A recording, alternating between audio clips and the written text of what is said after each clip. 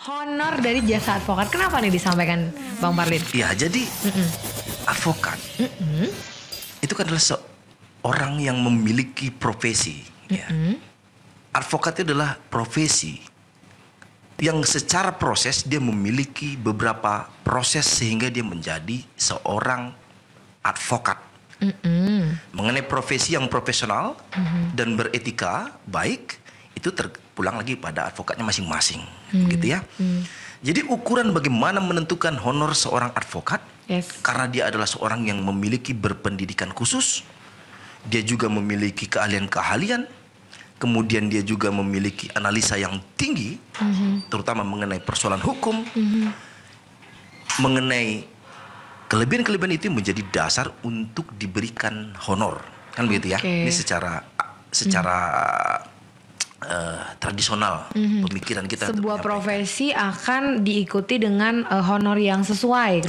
Logikanya begitu ya. Ketika seorang advokat menentukan honor, karena di dalam Undang-Undang Nomor 18 tahun 2003 tentang advokat, seorang advokat berikan honor, gitu ya, terhadap jasa yang dia berikan terhadap klien si pencari keadilan. Di undang-undang itu jelas ditulis ada kata berikan honor ya Bang? Dia berhak untuk mendapatkan honor atas jasa yang dia berikan. Kalau secara redaksi hukumnya seperti itu. Jadi berikan dia honor. Ketika jasa diberikan kepada seorang atau beberapa kelompok atau badan hukum yang memanfaatkan jasa hukumnya, jasa profesinya, karena keahlian-keahlian yang dia miliki, analisa hukum yang tinggi yang dia pahami, advice hukum dan pendampingan dan segala persoalan hukum yang membantu permasalahan hukum yang menimpa kliennya, gitu. Makanya dia berhak terhadap honor. Jadi kalau tidak diikat pada sebuah undang-undang advokat yang menyatakan advokat berhak mendapatkan honor atas jasanya, maka bisa saja toh multitafsir kalimatnya, sehingga setiap masyarakat yang memanfaatkan jasa advokat bisa saja dibayar atau tidak, kan begitu. Diikatlah pada kalimat itu, agar dia ketika menentukan honor, klien wajib untuk memberikan honor. Bagaimana pemberian honornya? Atas dasar kesepakatan antara si advokat dengan klien si pencari keadilan. So tidak pernah ada tarif atas bawah, tarif atas. Ini yang perlu diluruskan hari ini, Jessie. Hari ini perlu diluruskan. Di 2023 ini kita teroka tentang honor jasa advokat ini berapa. Masyarakat ketika tertimpa masalah hukum, lalu dia terbayang ini harus ada advokat yang mendampinginya, gitu ya. Yang paling pertama menghantui dirinya itu adalah honor yang besar. Kita harus menyewa pengacara nih, harus menyewa advokat nih, harus menyewa konsultan hukum nih. Terbayang yang pertama adalah honor. Makanya klien kalau udah ketemu, dia tidak berbicara mengenai persoalan hukum yang menimpanya, tapi berapa Pak honornya. Padahal kan kalau kita harus tahu dulu persoalan apa yang akan diselesaikan. Sekali lagi ditekankan, honor berdasarkan kesepakatan dari si advokat dengan si klien. Nominalnya bagaimana? Tidak ada standar minimal dan tidak ada standar maksimal, tergantung kesepakatan para pihak. Di dalam Undang-Undang Advokat 18 tahun 2003 tentang advokat, di dalam Kode Etik Advokat Indonesia tidak menyatakan berapa minimal dan berapa maksimal terhadap honor jasa advokat. Berarti toh kesepakatan para pihak untuk menentukan nominal. Jadi jangan lagi dihantui itu. Saya membuka di 2023 tentang honor jasa advokat ini. Kita melihat di 2023 bukan berhenti permasalahan hukum, bukan berhenti terhadap ada klien-klien kita tidak ada persoalan hukum di 2003. Kenapa? Karena bisa saja toh, gitu ya, akan semakin tinggi peningkatan penegakan hukum di bangsa kita. Kenapa? Karena sekarang banyak sekali orang melaporkan perbuatan pidana seseorang, banyak kali tindak pidana perbuatan pidana, ya. Bisa saja toh di 2023 akan makin sulit kehidupan seseorang dengan kabar resesi ekonomi. Kemudian orang lebih memilih melakukan perbuatan pidana agar gampang untuk memenuhi kebutuhan hidupnya, atau untuk hal poya-poya, atau hal untuk kepentingan kejahatan terhadap dirinya, sabu, narkoba, ya, menjual, memakai obat-obat terlarang itu. Kita tidak tahu dengan persoalan itu. Maka persoalan hukum akan muncul di kapan saja. Kalau bagi jasa advokat, bagi profesi advokat, advokat adalah profesi yang prospektif. Oke. Bahkan di tahun ini ya. Tahun ini, tahun depan dan selanjutnya. Kenapa penegakan hukum semakin bagus? Oke, tidak pernah. Tidak hanya dokter dia sih, ya? tidak hanya dokter, rumah sakit yang prospektif. Karena penyakit banyak di mana-mana, penyakit baru muncul di mana-mana. Entah ada penyakit yang asing kita dengar tiba-tiba muncul nanti di 2023, rumah sakit, lagi dokter dari virus-virus yang sudah ada gitu ya. Itu prospektif. Hukum begitu juga. Nanti kan kita sudah paham tentang bagaimana disahkannya rancangan Kitab Undang-Undang Hukum Pidana, akan diberlakukan berapa tahun ke depan, dengan orang hanya menghidupkan musik kuat-kuat lalu tetangga merasa terganggu, sudah bisa dilaporkan perbuatan pidana itu, Jess. Tidur di sebuah ruangan bersamaan, ada laki dan perempuan, tidak mesti harus sudah kawin di antara satunya, udah termasuk bagian dari kumpul kebo, perbuatan pidana. Macam-macam. Sekarang penegakan hukum memang semakin ketat, tetapi ini hanya untuk sebatas bagaimana tidak ada kekosongan hukum. Orang tidak lagi menghakimi sendiri bagaimana cara proses penyelesaian hukum. Dibentuklah hukum-hukum yang mungkin menjadi celah bagi sebagian masyarakat menganggap hukum tidak ada nih tentang bagaimana kumpul kebo. Ya kita berikan sanksi, kita telanjangi, kita arak keliling-keliling, kita buat malu dia dan lain-lain, kita viralkan gitu kan. Jadi ketika hukum sudah ada, dengan cara hukum itu tidak menyelesaikan. Nah itu artinya apa? Penegakan hukum semakin bagus. Profesi advokat prospektif. Banyak dimanfaatkan orang. Dengan hanya sekadar mencemarkan nama baik sedikit saja yang harusnya bisa diselesaikan secara kekeluargaan, orang sudah memanfaatkan jasa advokat untuk membuat laporan ke kepolisian terhadap perbuatan dugaan pencemaran nama baik yang dia lakukan terhadap diri si klien. Gitu. Banyak sekali. Jadi hanya sebatas tersinggung, lapor gibah, lapor arisan bodong. Jadi makin ini ya, masyarakat tuh makin masif melaporkan ya, Bang. Melaporkan. Makin ke sini. Nah, peluang advokat di sana banyak untuk mendapatkan perkara-perkara. Ini bukan mengenai bagaimana advokat mendapatkan sebuah perkara dan bangga terhadap persoalan-persoalan hukum yang dihadapi oleh kliennya. Tidak. Bukan sama seperti bangganya seorang penggali kubur. Ketika keluarga kita meninggal, dia bangga gitu kan, karena dia dapat pekerjaan untuk menggali kubur. Bukan itu maksudnya.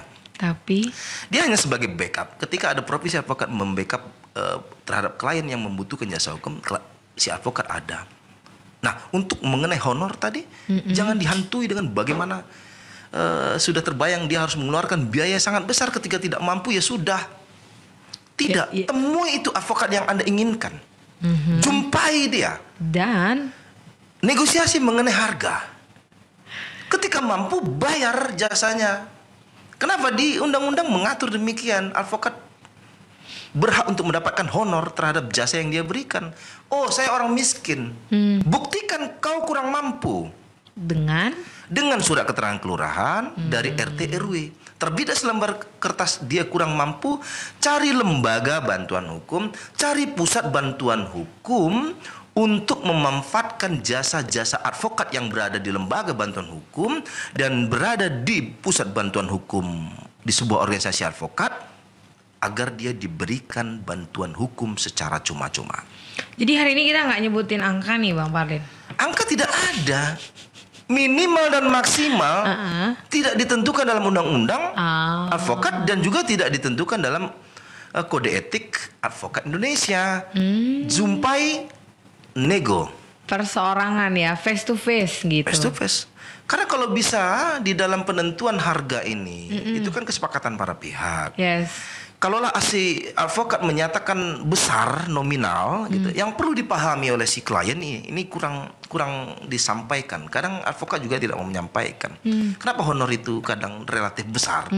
Kenapa tuh? Pertama, tanggung jawab dan risiko dari sebuah kasus yang tangani. Sebuah perkara yang dia tangani. Dia kan menganalisa terlebih dahulu, memberikan efek-efek nasihat-nasihat hukum terhadap perkara-perkara yang dia tangani. Lalu ketika terlihat ada kerumitan, tanggung jawab serta mengenai waktu, biasanya dipersoalkan itu. Sehingga berdampak kepada high cost, biaya besar untuk memanfaatkan jasa advokat. Oh Pak, perkaranya kan cerai. Kok bisa minta puluhan juta? Kan cuma cerai. Kan cuma cerai. Si pengacara berada di Pekanbaru menangani perkara cerai di Brastagi. Pematang Siantar. Iya. Atau di Indragiri Hilir Tembilahan. Dari Pekanbaru menjelang perjalanan menuju ke Tembilahan kurang lebih 6 jam. Ada biaya yang dikeluarkan. Pak, kita pinginnya menggunakan jasa advokat ini Pekanbaru saja gitu. Saya tidak maulah menggunakan di daerah gitu kan. Pekanbaru biar terkesan pengacara di Pekanbaru. Ya disesuaikan dengan budgetnya. Pulang pergi berapa penginapan. Makan dihitung sehari 3. Ketika pergi naik kendaraan, si advokat bukan mentang-mentang sudah ada kendaraan, tapi dihitung itu biaya rental kadang ya. Walaupun mobil pribadinya digantikan dengan biaya driver,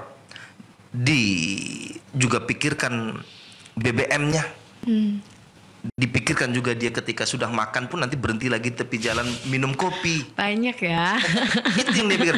Yang paling menjadi persoalan mendasar ketika honor ini relatif besar adalah menunggu di pengadilan. Sidang janji jam 9, jam 5 sore baru mulai. Janji jam 10 pagi. Sidangnya lepas azan maghrib kadang baru mulai.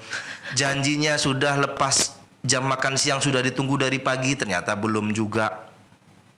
Jadi dihitung per hari itu sudah hitungan 3 kali makan itu.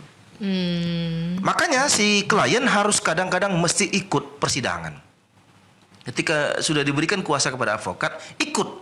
Biar tahu betapa tidak enaknya menunggu si advokat untuk menunggu jelang gilirannya dipanggil persidangan. Iya. Saya katakan demikian kenapa? Saya mengetuk profesionalitas dari lembaga peradilan kita, ya, terutama di pengadilan-pengadilan negeri, itu tidak konsisten mengenai jadwal sidang. Oh gitu.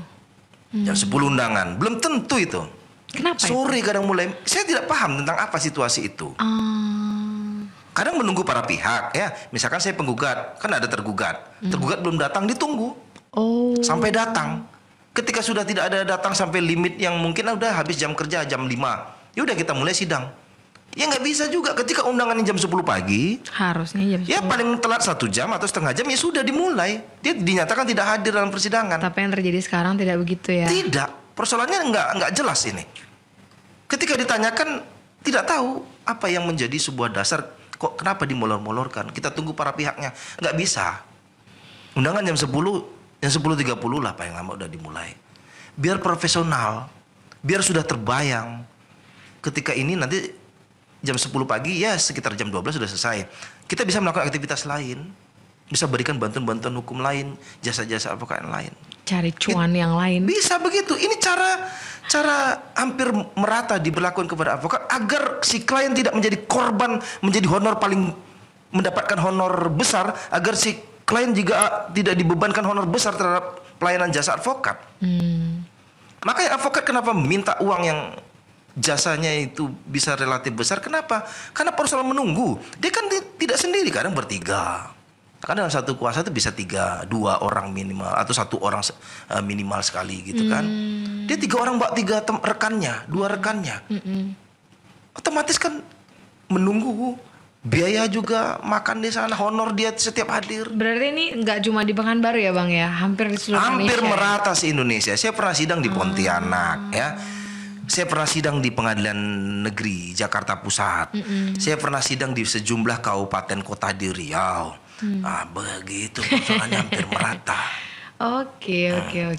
Saya sidang di kabupaten kota di Riau begitu. Pekanbaru juga sebagai ibu kota ya. Sebagai ibu kota provinsi. Tetap aja lelet. Tetap aja. Cuma yang konsisten satu saya pernah ikuti sidang itu. Di mana? Pengadilan Agama Pekanbaru. Oh wow.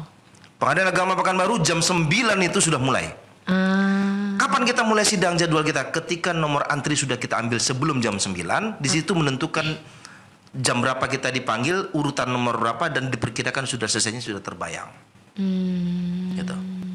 Dan Pengadilan Agama Pekanbaru saya dapat kabar terbaik tuh pengadilannya. Yeay, di Indonesia. luar biasa.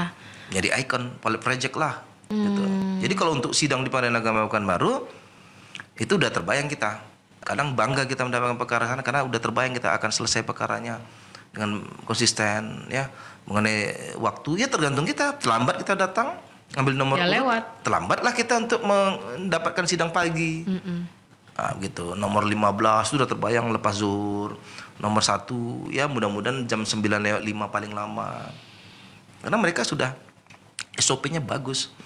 Ketika telat mungkin majelis hakimnya, ketika sidang telat yang diselenggarakan majelis hakim telat ya majelis hakimnya mungkin dapat sanksi. Sehingga karena khawatir dapat sanksi, ya udah konsisten di dalam penyelenggaraan peradilan. Nah, jadi tidak terlalu lama-lama. Jam 4 atau jam 4:30 sudah selesai di sana, pengadilan itu udah kosong, udah nggak ada perkara yang tangani kalau tidak ada hal-hal yang mengakibat peradilannya lama, misalkan saksi ya. Saksi kan lama itu, mendengarkan saksi itu, keterangan saksi.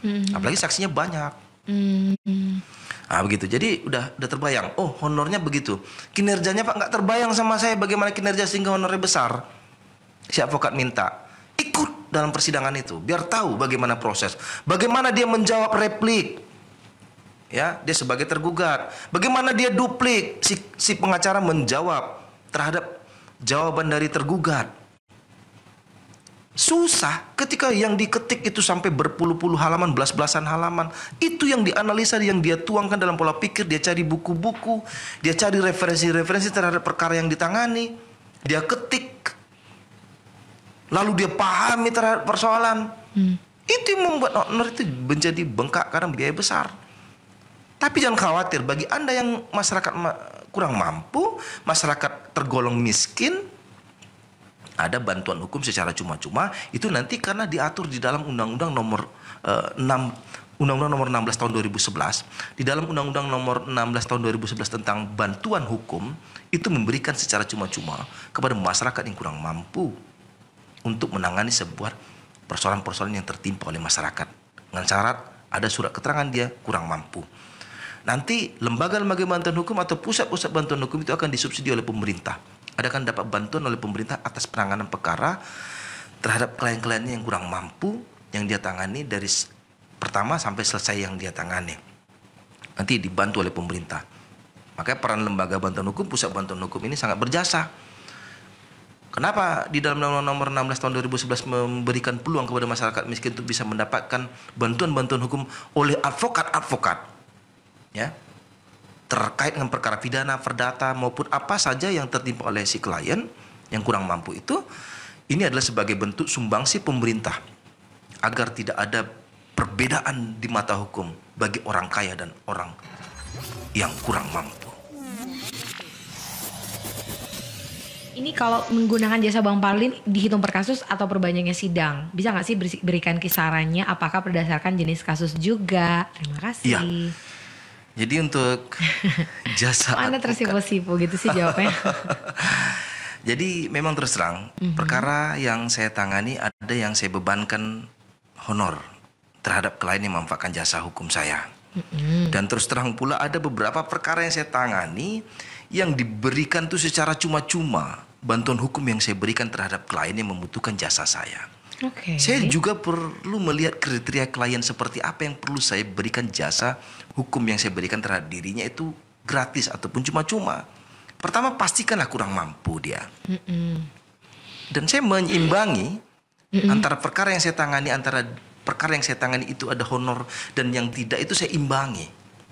Artinya ada yang saya terima uang dan ada yang tidak. Sebagai penyeimbang, sebagai bentuk sumbangsih saya, sebagai bentuk pengabdian saya terhadap masyarakat yang kurang mampu. Jadi saya tidak ingin terlalu fokus untuk mencari uang dari jasa-jasa advokat yang saya berikan. Saya seimbangi pula lagi dengan jasa berikan advokat terhadap klien-klien yang membutuhkan, tapi dia kurang mampu secara finansial. Penyeimbang.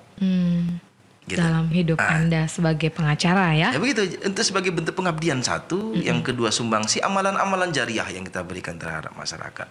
Kita kadang satu sisi tidak perlu membutuhkan honor dari si klien yang kurang mampu. Yang kita butuhkan kadang dari penanganan perkara yang kita bantu terhadap diri itu adalah doa. Ya udah, honor nggak usah. Doakan saya yang baik-baik. Doakan saya sehat, saya beserta keluarga. Doakan saya banyak rezeki. Doakan saya lebih baik ke depannya. Kadang doa-doa orang yang kurang mampu, doa-doa yang orang teraniaya. Kemudian doa-doa orang yang kategori secara ekonomi ini memang terhimpit betul, tapi dia tertimpa masalah akibat dia merasa diberikan rasa tidak adil atau teraniaya, dizolimi orang gitu kan. Lebih didengarkan. Kadang lebih dikabulkan doa-doa dia, dijabah. Dijabah ya. Dijabah doanya oleh Tuhan Yang Maha Kuasa. Alright, baik. Yang saya butuhkan itu tidak hanya sekadar honor yang saya dapatkan, tapi kadang doa ini yang saya butuhkan. Tapi nggak semua doa kan akhirnya menyelamatkan Anda, kan tentu ada nomina, kisaran. Ya bagi saya masyarakat yang terhadap kurang mampu dipastikan gratis. Kadang uang saya pribadi saya keluarkan. Saya baru ada selesai menangani perkara. Itu justru uang pribadi saya keluarkan. Perkara apa tuh Bang Malin? Masyarakat kurang mampu, masalah tanah. Oh, tanah. Sekitar tanah. Jadi saya itu berikan bantu. Kadang saya pergi pulang, naik kendaraan, saya makan siangnya saya sendiri. Kadang biaya legesnya walaupun tidak besar, tapi pakai uang gunakan pribadi saya, fotokopi dan lain-lainnya saya. Gitu. Lalu udah ini saya berikan bantuan. Nah, jadi karena dia juga selalu berdoa, jangan lupa berdoa besok putusan gitu kan. Kita usaha sudah, berjuang sudah, doa terkabul, menang perkaranya. Amin. Nah, menang itu sumbangsi pemikiran, kerjasama klien yang diberikan jasa itu harus dikerjasamakan secara kompak, tidak hanya berjuang si advokatnya saja. Ketika dia tidak mampu karena pemahaman hukum yang kurang, ya doa. Doa kan kita bisa menggerakkan hati seorang hakim misalkan dengan doa melalui Tuhan, tolong sampaikan kepada si hakim bahwa kami adalah orang yang dizolimi gitu kan. Hakim bergerak menyatakan kita adalah sebagai orang yang berhak untuk dinyatakan menang dalam perkara itu. Dalam Undang-Undang Advokat nomor 18 tahun 2003 di pasal 22 ayat 1 menyatakan seorang advokat berhak untuk mendapatkan honor terhadap pelayanan klien yang dia berikan, terhadap pelayanan jasa hukum yang diberikan terhadap klien. Itu bisa kita lihat di dalam pasal 22 ayat 1 Undang-Undang nomor 18 tahun 2003 tentang advokat. Ya, di pasal 22 ayat 2-nya menyatakan bahwasanya honor advokat ya itu ditentukan berdasarkan kesepakatan para pihak. Ketika advokat menyatakan misal 10 juta, lalu kemampuan si klien hanya 8 juta. Di dalam Kode Etik Advokat Indonesia, di dalam pasal 4 angka 4-nya menyatakan advokat dilarang menekankan harga, meminta harga yang berdasarkan ketidakmampuan dari si klien yang butuh jasa hukum terhadap kita. Jadi artinya apa? Tetapkan honor berdasarkan kemampuan klien. Tentukan honor berdasarkan penanganan perkara yang dia akan tangani, risiko tanggung jawabnya, berat dan ringannya. Tapi biasanya kalau lagi bargaining gitu, yang duluan menyampaikan harga siapa sih? Kliennya atau pengacaranya? Kalau saya selalu kedepankan klien. Karena kan ada klien yang benar-benar baru banget kan, nggak ngerti. Ya. Abang tuh kisarannya berapa, jadi takut nyebutin harga nanti dibilang kemurahan. Ya, gitu jadi kan. saya lihat kemampuan. Saya lihat kemampuan si pengacara, si kliennya. Ya, saya lihat kemampuannya. Saya juga tanya terlebih dahulu latar belakang. Kerjaannya apa? Kerjaan apa gitu ya. Tapi klien ini harus jujur sama pengacara agar dia juga tidak kecewa. Agar dia nanti ke depannya berlaku jujur menangani perkara itu. Kadang kecewa dia dengan klien, ngakunya kurang mampu, ternyata orang yang sawitnya banyak, orang relatif ini terbilang berduit gitu. Jumpai pengacara pakai sepeda motor butut gitu ya, jelek gitu kan, kadang bannya lari gitu kan. Pas ikut sidang dia sembunyikan mobil mewahnya di sebalik gedung. Itu kita jumpain seperti itu. Kejujuran seperti itu ini ya berdampak nanti ya untuk berdampak. Kasus kita ke depan. Ya kenapa? Karena klien, ketika dari awal dia tidak jujur, lalu si pengacara baru tahu si klien ini ternyata dia tidak jujur. Di kemudian hari dia merasa dikecewakan. Itu berdampak pada kinerja ya? Berdampak kepada kinerja, ngakunya. Terpulanglah mengenai kemampuan. Perkara begitu juga harus sampaikan dengan jujur terhadap pokok perkara. Ketika perkara yang menyatakan kau bukan dianiaya, misalkan dia sebagai seorang istri dianiaya oleh suaminya, pengakuannya. Mana bukti aniayanya? Oh udah sehat pak, ini yang penting saya pingin cerai dengan dia. Gitu kan. Ternyata Udah kita ajukan gugatan perceraian, karena syarat untuk bisa mengajukan gugatan perceraian itu minimal cekcok atau ada kekerasan dalam rumah tangga sudah bisa. Ternyata bukan. Emang nggak pengen lagi aja. Karena memang sudah dia tidak cinta, dibilanglah dianiaya. Ternyata pas pembuktian dan fakta persidangan menyatakan tidak ada itu penganiayaan. Saksi juga tidak diperkuat tentang itu. Atau pada saat saksinya sudah di setel sebelum persidangan untuk didengarkan keterangan saksinya, menyatakan dia adalah melihat, mendengar dan menyaksikan langsung ada KDRT, kekerasan dalam rumah tangga. Pas sampai pengadilan dia langsung melihat begitu sakralnya peradilan, apalagi dia disumpah Al-Quran bagi umat Islam kalau di peradilan agama. Lalu dia tidak ingin berkata bohong di persidangan. Akhirnya dia nyatakan secara jujur kalau tidak pernah ada KDRT yang pernah saya lihat. Wah, kecewa banget tuh pengacaranya ya. Pengacara kecewa. Lalu kadang ada juga yang pengacara oknum itu ya, menghadirkan saksi-saksi palsu gitu kan. Udah keterangannya keterangan palsu aja. Tapi kok rela ya nih disumpah Al-Quran nih, keterangan bohong gitu kan. Tapi kami bayar, yang penting dia cerai. Gitu kan. Bagaimana ini bisa dibuktikan ada kekerasan dalam rumah tangga? Nah, hindari itu. Keterangan palsu di atas sumpah ada itu bisa sanksi pidana. Bagi perkara perdata 6 tahun, bagi yang perkara pidana bisa 9 tahun. Berilah keterangan-keterangan palsu. Kalau pihak lain menyatakan dia telah terbohong dan pengadilan menyatakan ini juga sebuah kebohongan, pengadilan bisa mengutuskan kepolisian untuk menahan itu terhadap keterangan-keterangan palsu yang dia berikan di atas sumpah. Gitu. Baik. Jadi sekali lagi Kak Feni, honor advokat tidak ada minimal dan tidak ada maksimal, tergantung kesepakatan para pihak. Kalau bagi saya bagaimana? Saya berdasarkan kemampuan. Ketika dia mampu, ketika dia tidak mampu, saya pelajari perkaranya, saya pelajari perkara duduk perkaranya. Kalau saya mau menanganinya, saya akan berikan secara cuma-cuma. Kalau saya tidak mampu menangani perkaranya, karena ada beberapa perkara yang saya sedang tangani, lalu kemudian klien juga tetap berharap saya untuk memberikan bantuan hukum, saya akan berikan bantuan hukum secara gratis melalui organisasi saya. Di organisasi saya itu ada namanya Pusat Bantuan Hukum ya, di Pradi, Suara Advokat Indonesia. Saya kebetulan bendahara DPC Pradi Pekanbaru. Di organisasi kami ada Pusat Bantuan Hukum. Di dalamnya itu ada puluhan advokat yang siap akan memberikan bantuan-bantuan hukum secara cuma-cuma terhadap masyarakat yang kurang mampu untuk memanfaatkan bantuan hukum. Baik. Syaratnya memang harus ada keterangan dari pemerintah setempat menyatakan dia adalah orang yang kurang mampu. Gitu ya. Jangan buat surat keterangan kurang mampu palsu untuk mendapatkan pelayanan gratis. Udah cukuplah pelayanan bantuan-bantuan sosial dari pemerintah, BLT yang dia sebenarnya pura-pura miskin agar bisa mendapatkan beras. Nggak tepat sasaran lah pokoknya. Secara penempatan peruntukan bantuan sosial tidak tepat gitu kan. Kalau bantuan hukum, organisasi kita selektif. Dia memang benar kurang mampu atau tidak.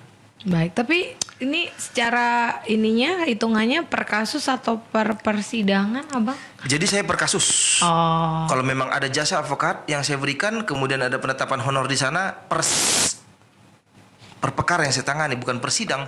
Jadi per perkara yang saya tangani, misalkan perkara misalnya sebuah perkara perbuatan melawan hukum perdata. Saya bayangkan ini minimal 8 kali sidang. Saya bayangkan ini saya pulang pergi persidangan, kendaraan, BBM, makan, itu saya bawa rekan, kemudian menunggunya, kemudian saya menjawab replik, misalkan sebagai tergugat replik, sebagai penggugat duplik gitu kan, jawaban-jawaban, kesimpulan meleges ke kantor pos, kan biaya semua.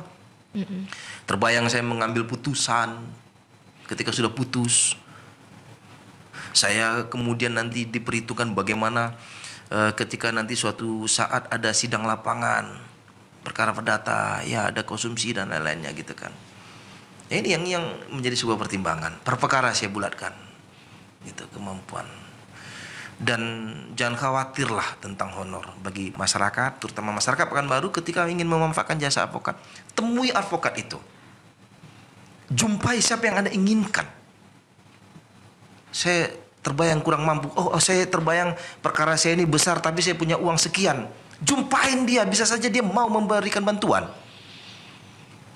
Luluhkan saja hati. Advokat ini kan bukan berhati baja itu. Dia sama-sama makan nasi juga itu. Bagi yang normal kalau kita umumnya makan nasi kan. Kan ada teman saya juga nggak pernah makan nasi seumur hidup. Ketika makan nasi dia muntah. Gitu ya. Jadi kondak roti, mie atau ikan lauk-lauknya saja. Jadi kalau yang umumnya makan nasi. Jadi kalau dia makan besi gitu kan, atau dia makan gigi tarik gitu kan, rantai, itu perlu kita untuk ini berhati baja gitu kan. Bisa saja dia tidak bisa luluh dengan apa yang kita inginkan. Kalau selagi masih makan nasi sama-sama, bernapasnya melalui hidung dan mulut, jumpai dia. Tanyakan berapa honor. Sekian, saya punya uang sekian, tolong bantu saya. Karena dalam undang-undang advokat juga mengamanahkan berikan bantuan kepada masyarakat yang membutuhkan jasa Anda. Undang-undang advokat menyatakan demikian. Kalau dia kurang mampu, berikan secara cuma-cuma.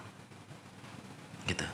Oh Pak, jarang Pak ada advokat yang mau memberikan jasanya itu gratis cuma-cuma. Cari. Gimana nyarinya? Temui. Kalau tidak, kan ada lembaga bantuan hukum tadi ya. Itu di dalamnya pengacara. Dan ada paralegal memang yang bukan basicnya adalah pengacara.